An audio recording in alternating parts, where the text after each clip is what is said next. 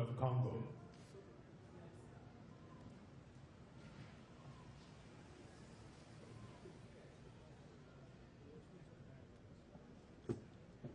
His Excellency Joseph Kabila Kabange, President of the Democratic Republic of the Congo.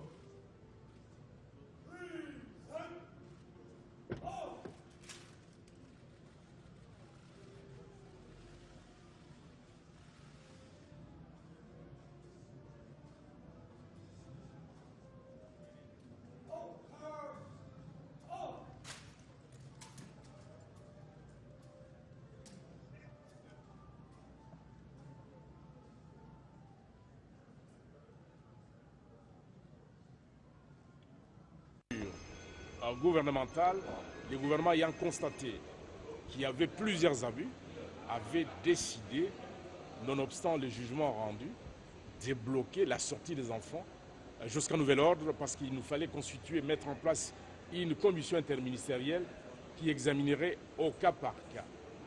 Car je peux vous le dire ici, qu'il y a eu des faux jugements, des jugements qui n'avaient été rendus par aucune de nos juridictions, fabriqués dans certains offices pour pouvoir faire sortir les enfants du pays. Et c'est la raison pour laquelle on en a parlé partout, et parce qu'il y a eu blocage, il fallait vérifier. Vérification a été faite et les dossiers qui sont en ordre ont été libérés, les enfants sont sortis. Pour les autres, où il y a eu des jugements imaginaires, ils ne peuvent pas sortir de la République démocratique du Congo parce qu'il y a un jugement imaginaire, mais ce n'est pas un jugement du tout. Autre membre du gouvernement devant le sénateur ce mercredi, Trifon Kinkemulumba, le ministre des Relations avec les parlements, est venu informer la Chambre haute du Parlement du rapport d'évaluation du niveau d'exécution des recommandations que le Sénat avait adressé au gouvernement lors des sessions parlementaires 2012-2013. Je suis venu rendre compte. Moi, je suis membre du gouvernement, je suis la passerelle entre le gouvernement et le Parlement. Et donc, je viens exactement ouvrir, si vous voulez, les livres de caisse du gouvernement en disant « Nous avons reçu des recommandations, voici ce que nous avons fait de vos recommandations ». Et puis le regroupement des pionniers de l'Union pour la démocratie et le progrès social UDPS adhère à l'initiative du dialogue national inclusif convoqué par le chef de l'État. Au cours d'un point de presse tenu ce mercredi à Kinshasa, les membres de cette structure de l'UDPS pensent que le temps devient court et qu'il est difficile d'organiser des élections dans le délai constitutionnel. C'est pourquoi le dialogue demeure une nécessité pour baliser le chemin des élections. José Lendo et John Zati pour le reportage. Devant la presse de Kinshasa, le regroupement des pionniers de l'Union pour la démocratie et le progrès social donne sa position au sujet du dialogue politique national et inclusif convoqué par le chef de l'État, Joseph Kabila Kabange. Nous n'avons pas besoin d'obtenir le quitus du parti pour donner notre point de vue sur un sujet qui touche la vie de la nation, a lâché l'un des pionniers. Pour cette structure informelle de l'UDPS, le dialogue convoqué par le chef de l'État reste un passage obligé pour des élections apaisées. Nous sommes donc contraints d'aller au dialogue politique pour éviter à notre pays et à notre peuple un désastre. Parti d'avant-garde, clairvoyant et responsable, l'UDPS considère que seul ce dialogue peut nous permettre de trouver des compromis susceptibles de générer un processus électoral apaisé, de préserver la cohésion nationale, l'unité et l'intégrité du Congo et de garantir une paix durable. Quant à la durée des travaux du dialogue, les pionniers de l'UDPS proposent 45 jours avec une prorogation de 15 jours. Ils estiment en outre que le dialogue devrait se tenir en dehors de la capitale et une participation de 300 personnes provenant de 3 structures, à savoir la majorité, l'opposition et la société civile dans toute sa diversité. Pour rappel, les pionniers de l'UDPS sont ces hommes et femmes qui, tout au long des années 80, ont bravé la peur face à la dictature féroce du maréchal Mobutu et son impair parti-État. Une lutte qui a permis à la RDC de retrouver la voie de la démocratie. La mission des Nations Unies pour la stabilisation de la République démocratique du Congo, MONUSCO, a tenu son point de presse hebdomadaire de chaque mercredi. La résolution 2277 du Conseil de sécurité des Nations Unies sur la République démocratique du Congo, la situation sécuritaire dans l'Est ainsi que la situation humanitaire sont là les quelques points évoqués aujourd'hui. Annie Péa, Christelle Chibambevita.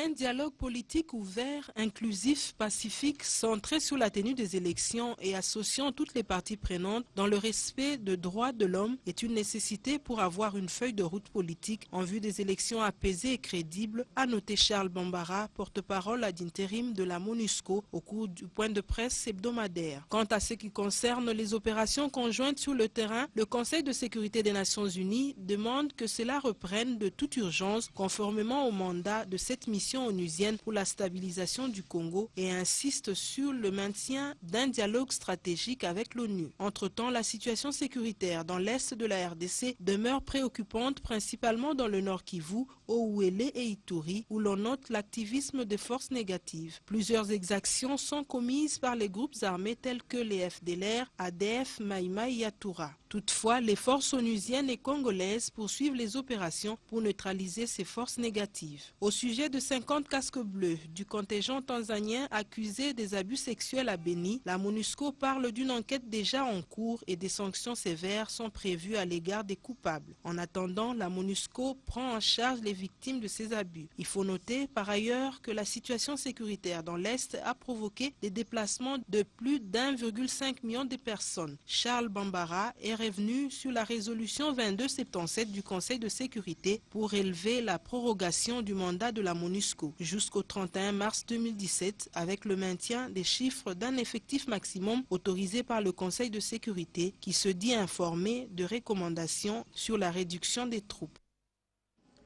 Le gouverneur de la province du Sud Kivu, Marcelin Tchishambo, a échangé avec le nouveau chef de la police de la MONUSCO à l'est de la République démocratique du Congo, Awale Abdou Nassir. Au menu de leurs entretiens, le renforcement de la coopération entre la police de la mission onusienne et la province du Sud Kivu. C'était au cours d'une audience lui accordée à Bukavu. Reportage de José Kalumba et John Zati.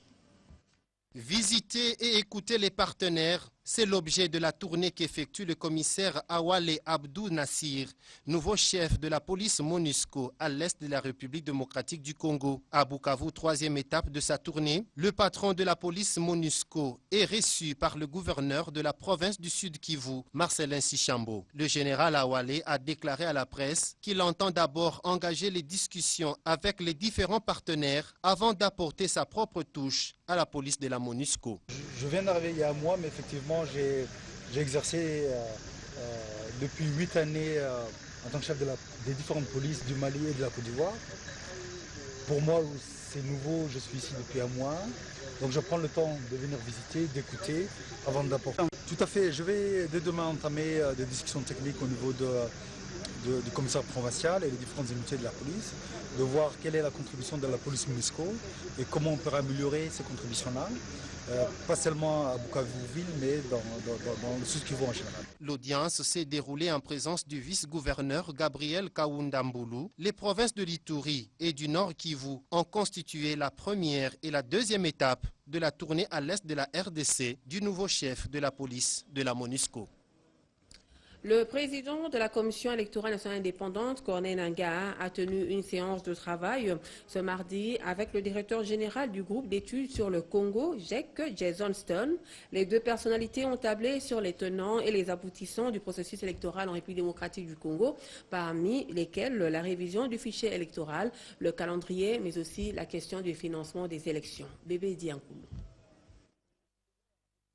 Auprès du président de la centrale électorale ce jour, la forte délégation du groupe d'études sur le Congo GEC, conduite par son directeur général, Jason Stearns, a voulu se faire une idée exacte sur les progrès déjà réalisés, les défis à relever, les menaces et les risques éventuels relatifs à l'ensemble de l'environnement électoral en RDC.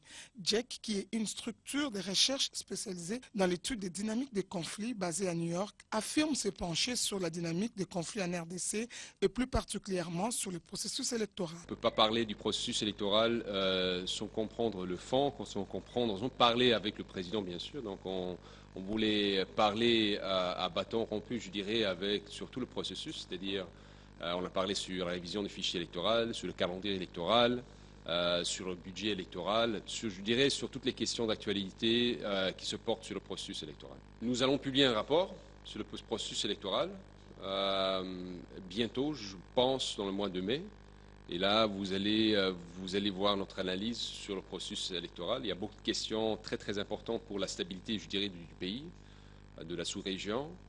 Et donc, nous allons analyser la situation et faire des recommandations pour le gouvernement congolais, mais aussi pour les bailleurs de fonds. Notez que la mission du GIEC est, entre autres, d'informer correctement les décideurs américains avec lesquels ils travaillent sur l'évolution de ces processus afin de leur permettre de lever éventuellement les meilleures options pour soutenir le processus électoral en cours en RDC.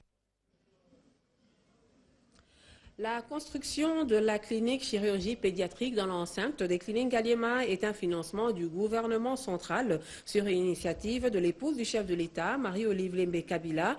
Aujourd'hui, une organisation non gouvernementale belge, Chaîne de l'Espoir, crie à travers la voix des ondes qu'elle a financé la construction de cette formation hospitalière. Le ministre de la Santé, Félix Kabange-Numbi, a fait le point à travers un point de presse. Bibi Chouika Bantampi.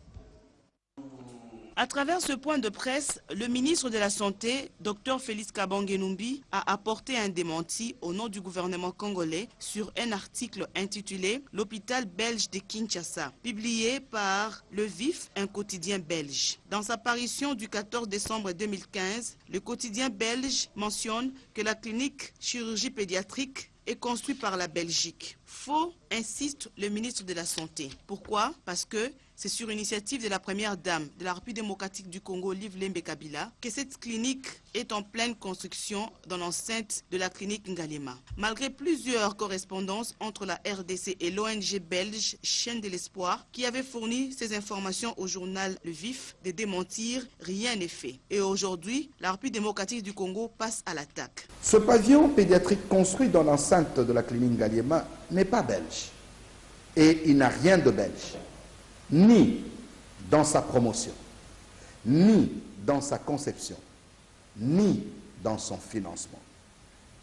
Ce pavillon est né de l'idée de la première dame de la République démocratique du Congo, la très distinguée Olive Lembe Kabila, qui a soutenu son exécution jusqu'à la fin des travaux de construction.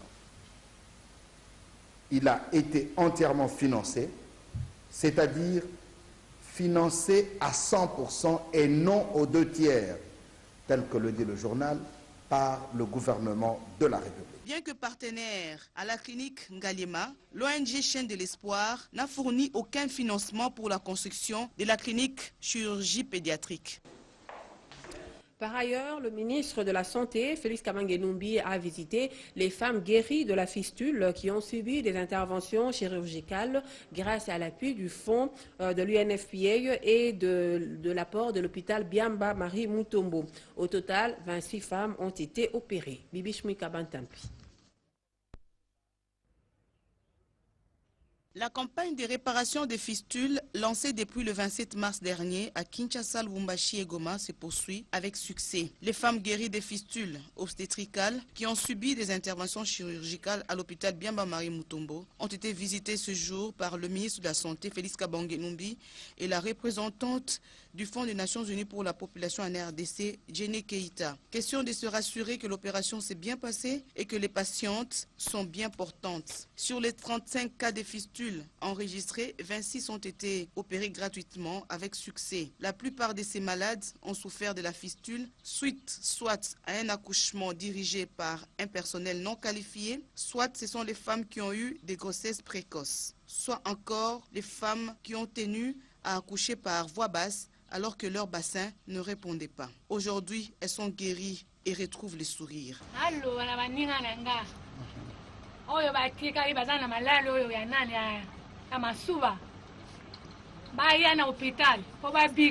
Pour une prise en charge totale de la fistule, le ministère de la Santé et l'UNFPA se tiennent la main dans la main. Aujourd'hui, grâce à ces experts internationaux et nationaux, que moi j'appelle les restaurateurs de la dignité et de la joie ou du sourire auprès de ces femmes aujourd'hui elles sont en train de chanter avec joie. La seule solution c'est la réparation.